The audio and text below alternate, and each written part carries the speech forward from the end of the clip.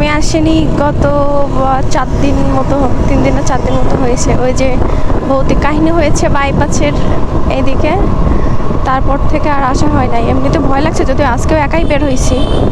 যাবো, বেল খেয়ে চলে আসবো। গত 3 দিন আগে ওই যে সামনে বায়ে একটা রাস্তা আছে যেটা মাঠের মধ্যে চলে গেছে, নিরিবিলি একটা রোড, ওখানে নাকি একটা ভৌতিক কাহিনী হয়েছে। কতটুকু সত্যি আমি জানি না, যতটুকু এই যে পিকচার ভিডিও বা পোস্টে দেখেছি ততটুকুই।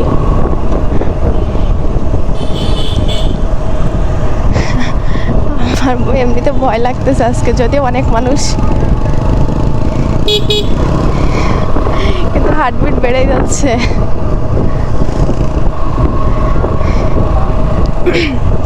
এটা যশোর শহরে এত পরিমাণ ভাইরাল হয়েছে, মানে বাইপাস যারা আসে তার সবার তো মুখে মুখে।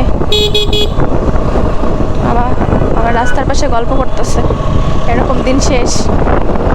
ভয়ানক না রাস্তাটা, একদম নিরিবিলি, দোকান দিয়েছে তার। ওই যে রোডটা, এই বাইরে যে রোডটা চলে গেল ওই রোডটা। ওই ছেলেটা নাকি গত 3 দিন আগে রাত্রে ওই রোড দিয়ে যাচ্ছিল, রাতের বেলা একাই ছিল উনি বাইকে। একটা মেয়ের কান্নার আওয়াজ শুনতে পাই,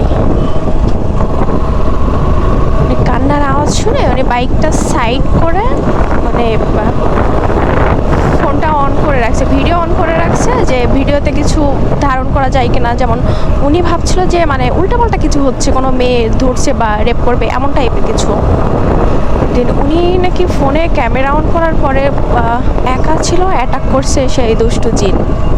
পিছন সাইড একেবারে খামচানো, মানে পিঠে ফুল খামচানো, আর হাতের বাহুতে মানে মনে হচ্ছে মাংস খাবলে তুলেছে, এমন একটা বাজে অবস্থা। মানে আমি যে রাত থেকে দেখছি, পিকচারটা দেখছি আর ভিডিও, আর যে ওফ কিসের আওয়াজ হলো বুঝলাম না, আমার ভয় লাগতেছে। আমি ওই রোডে কান্নার আওয়াজ আমি অ্যাড করে দেবো ভিডিও শেষে। ক্যান্টনমেন্টের লোকজন ওনাকে উদ্ধার করছিল রাতে।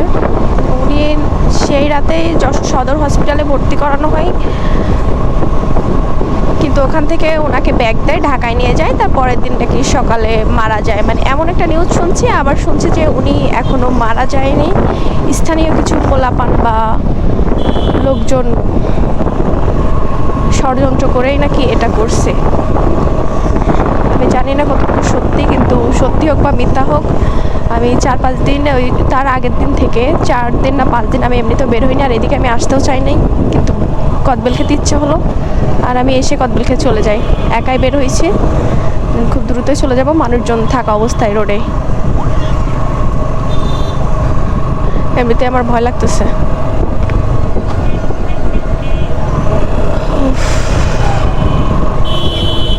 ভিডিও আর কান্নার সাউন্ডটা একেবারে রিয়েল।